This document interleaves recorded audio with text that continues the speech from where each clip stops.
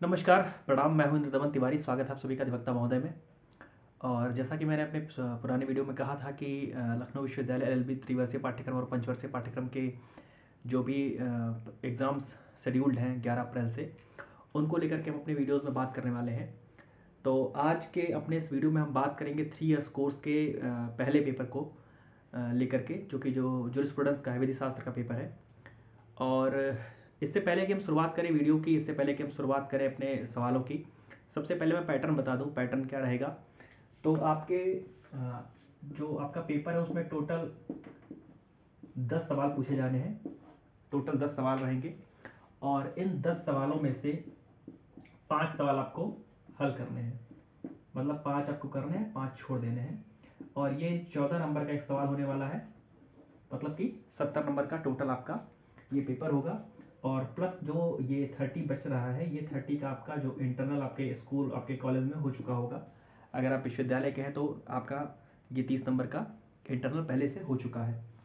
तो ये तो बात है 70 और 30 वाले पैटर्न की। जैसे पहले क्या होता था कि पहले 10 शॉर्ट आते थे 4 नंबरों के और 8 लॉन्ग आते थे, जिसमें से 4 को करना होता था। तो 10 इंटू 4 40 और 15 इंटू 4 60, टोटल आपका 100 नंबर का पेपर होता था। लेकिन जब से ये इंटरनल वाली व्यवस्था लागू की गई है, तब से 70-30 का पेपर है और 70 का जो पेपर आता है उसमें आपको 10 में से 5 सवाल करने होते हैं। तो 3 ईयर्स कोर्स में जो पहला विषय है वो है जूरिस्प्रूडेंस का।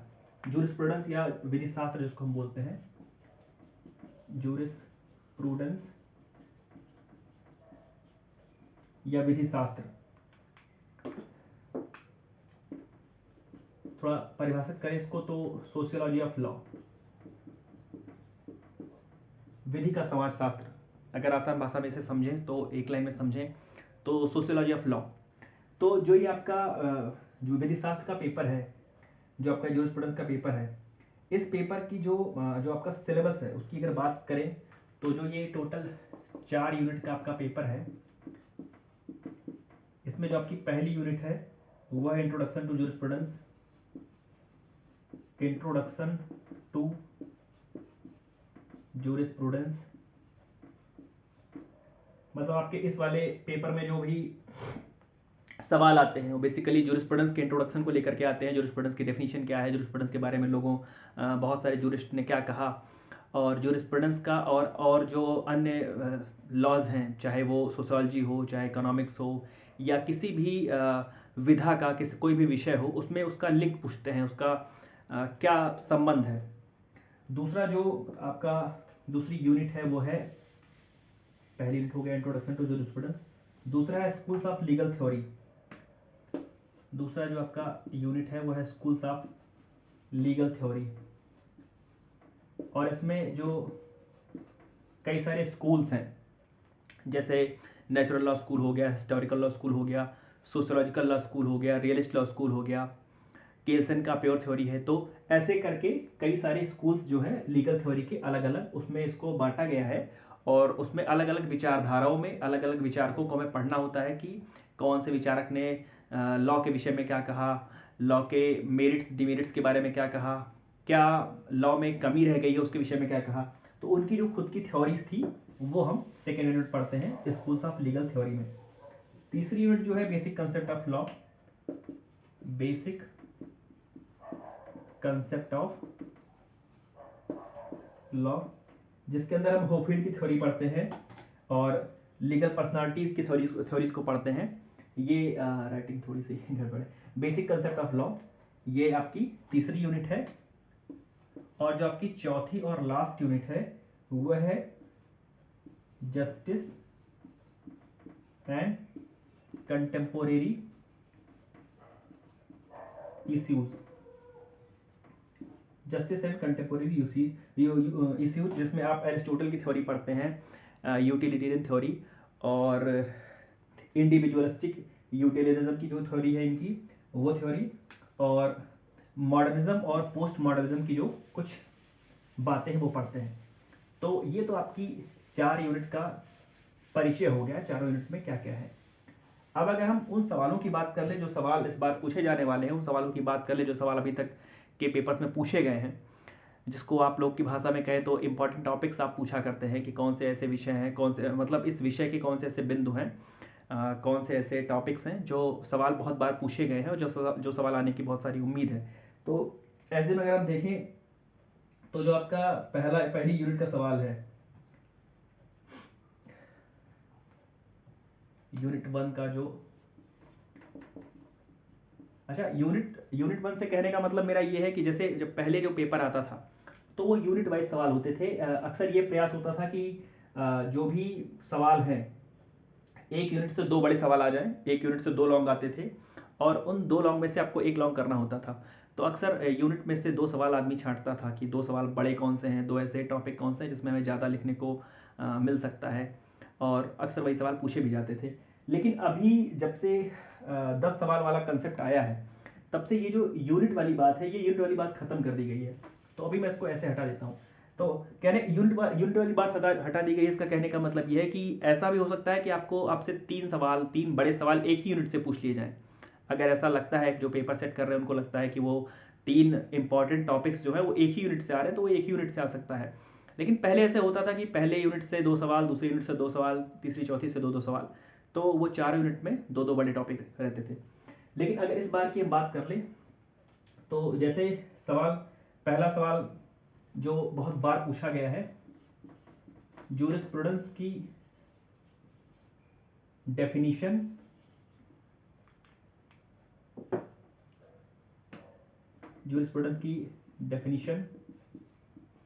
इसका स्कोप, नेचर और इसका लॉ से रिलेशन या लिंकेज। पुराने पेपर्स की अगर बात करें तो ये सवाल आया है कि discuss the nature and scope of jurisprudence and what is the linkage between jurisprudence and law. तो ये जो पहला सवाल है, जो मुझे लगता है पहला महत्वपूर्ण सवाल है आपके लिए, जिसको आपको अच्छे से तैयार करके आना है, अच्छे से पढ़ के आना है, वह जूरिस्प्रूडेंस की डेफिनेशन, स्कोप, नेचर और उसका लॉ से रिलेशन। ये आपका पहला सवाल, इसको आप नोट भी करते रहिएगा। बात करें दूसरे सवाल की तो इसमें एक तुलनात्मक परिभाषाओं के तुलनात्मक अध्ययन का एक सवाल कई बार पूछा गया है। और जैसे उसमें सवाल है कि ऑस्टिन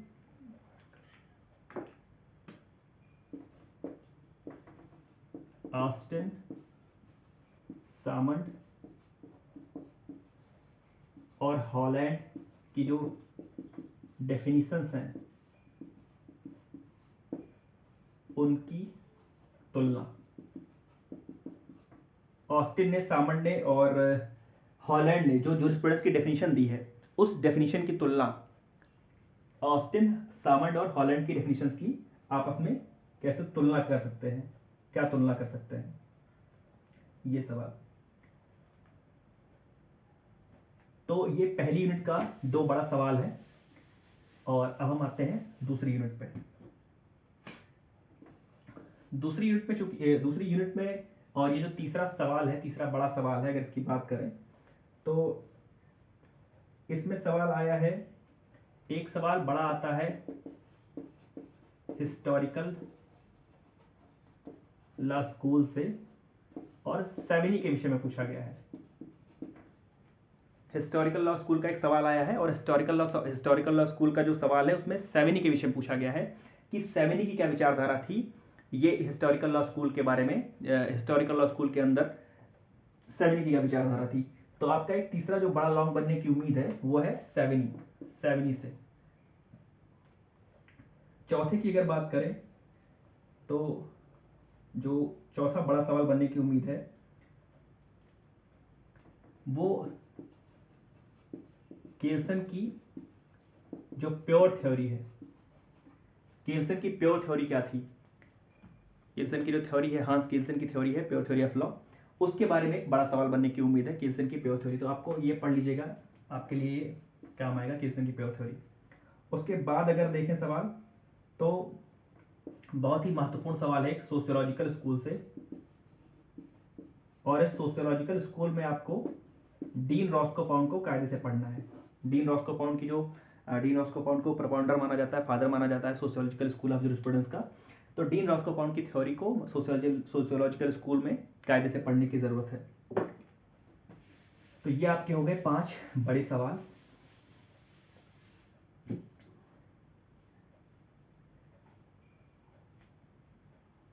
एक सवाल आपका एडमिनिस्ट्रेशन ऑफ जस्टिस से, एडमिनिस्ट्रेशन ऑफ जस्टिस से एक सवाल आपका, ये छठा सवाल। एडमिनिस्ट्रेशन ऑफ जस्टिस क्या है, कौन लोग इसमें शामिल हैं, किस प्रकार से इस चीजें क्या क्या वगैरह है। तो एक सवाल एडमिनिस्ट्रेशन ऑफ जस्टिस का, एक सवाल आपका थ्योरीज ऑफ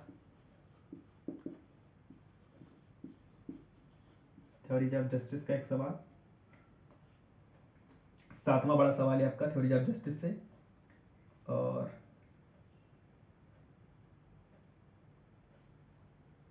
एक सवाल लॉ एंड मॉरलिटी में क्या रिलेशन है, और इस पे हार्ट और फुलर की डिबेट हुई थी, हार्ट और फुलर की डिबेट हुई थी लॉ एंड मॉरलिटी पे। तो ये लॉ एंड मॉरलिटी वाला सवाल और इसकी हार्ट और फुलर की डिबेट। तो एडमिनिस्ट्रेशन ऑफ जस्टिस का एक सवाल थ्योरीज ऑफ जस्टिस से, एक सवाल ये लॉ एंड मॉरलिटी वाला, और इसमें हार्ट और फुलर की जो डिबेट का सवाल है ये वाला। ये आपके हो गए टोटल 8 सवाल। जो 2 सवाल आपका बचता है वो एक बार सिलेबस आपका देख लें।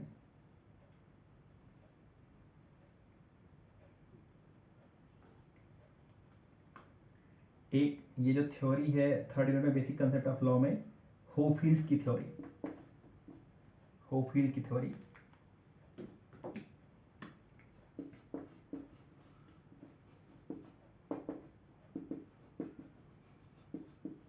होफील्ड की थ्योरी, यहां से एक बड़ा सवाल बनना है। और थ्योरी ऑफ जस्टिस में जॉन रॉल्स की थ्योरी है, वो बहुत महत्वपूर्ण है। रॉबर्ट नोजिक और जॉन रॉल्स, इन लोग की जो थ्योरी है, अभी मैंने थ्योरी ऑफ जस्टिस का सवाल बताया, तो उस वाले सवाल में उन दोनों लोग का उल्लेख करने की ज़रूरत है, उनकी चर्चा करने की ज़रूरत है। और ये अंतिम सवाल जो है वो आपका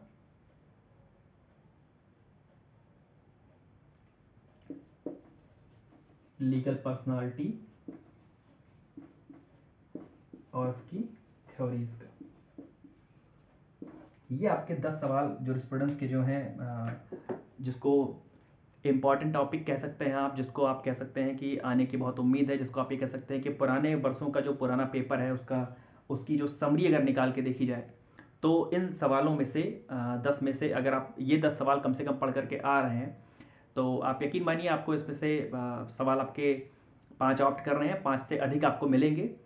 तो इन 10 सवालों पर प्रयास कीजिए कि कायदे से लिख करके, और एक बार आप अपनी लिखने की प्रैक्टिस कर लीजिए, क्योंकि बहुत दिन बाद हो सकता है आपको पेपर देने का मौका मिल रहा हो, बहुत सारे लोग बीच में प्रमोट हुए होंगे, तो एक बार लिखने का अभ्यास करिएगा।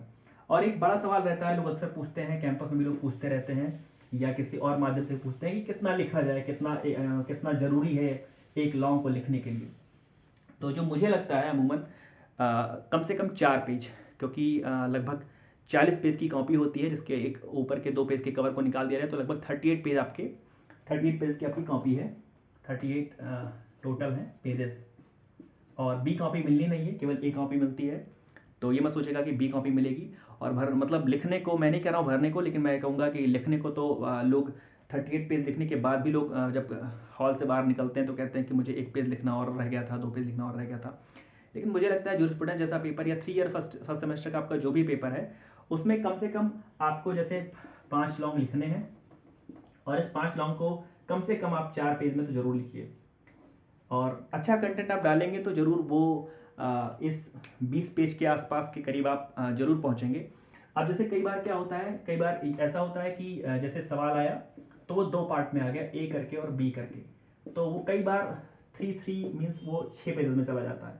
तो एक आध सवाल अगर 6 पेज में जा रहे हैं, 5 पेज में जा रहे हैं, और कुछ सवाल आपके 4 पेज में जा रहे हैं, अगर आप 20 से 25 पेज के बीच में कम से कम लिख करके आते हैं तो यकीन मानिए आप बेहतर स्थिति में हैं। 20 से 25 पेज में आप अगर ढंग का कंटेंट लिख करके आते हैं तो आप बेहतर स्थिति में हैं। तो प्रयास कीजिए कि कम से कम 20 प्लस पेजेस लिख सकते हैं तो बेहतर होगा। और माध्यम कोई बहुत मायने नहीं रखता, हिंदी माध्यम हो, इंग्लिश माध्यम हो, लेकिन एक बात कही जाए तो जो आज का समय है उसके अनुसार इंग्लिश जो है वो थोड़ा सा सुलभ कह लीजिए या कह लीजिए चर्चित भाषा है, तो वो उसमें लिखने से थोड़ा सा तरक्की की राह खुल जाती है कहें तो। बाकी हिंदी में भी लिखने में कोई आपत्ति नहीं है, कोई दिक्कत नहीं है। अगर आप हिंदी भाषी हैं तो आप हिंदी में लिखिए और बेहतर हिंदी लिखने का प्रयास कीजिए। एक ही शब्द को बार बार घुमा के लिखना है और ऐसे शब्दों का बार बार यूज करना, ये मत करिए। और आप सभी लोगों को ढेर सारी शुभकामनाएं। तो ये जूरिस्प्रूडेंस का रहा है, और अगला जो आपका लॉ ऑफ कॉन्ट्रैक्ट का संविदा विधि का पेपर है उसके विषय में अपना वीडियो लेकर के हम जल्द ही आपके समक्ष उपस्थित होंगे। आपके सुझाव, आपकी शिकायत, आपकी समीक्षा कमेंट बॉक्स में आप लिख सकते हैं। और अपने पहले वाले वीडियो में मैंने अपना व्हाट्सएप पे जो हमारा ग्रुप है अपना अधिवक्ता महोदय वाला, आपके एडमिशन के समय से वो बना हुआ है और वो वैसे रुका हुआ है। बहुत लोग वहाँ पर आए और वहाँ से चले भी गए। तो निवेदन है, अगर आपको कोई भी आवश्यकता हो तो वहाँ पर आकर के जुड़िए। पहले वाले वीडियो में लिंक है और इसके डिस्क्रिप्शन में भी मैं उस ग्रुप का लिंक डाल दूंगा। तो आप वहाँ पे ग्रुप में आकर के अपनी बात रख सकते हैं। आपके पास बहुत सारे साथी भी हैं जो आपकी मदद कर सकते हैं। तो जुड़े रहिए हमारे साथ और अपना बहुमूल्य सुझाव अवश्य दीजिएगा। धन्यवाद। प्रणाम।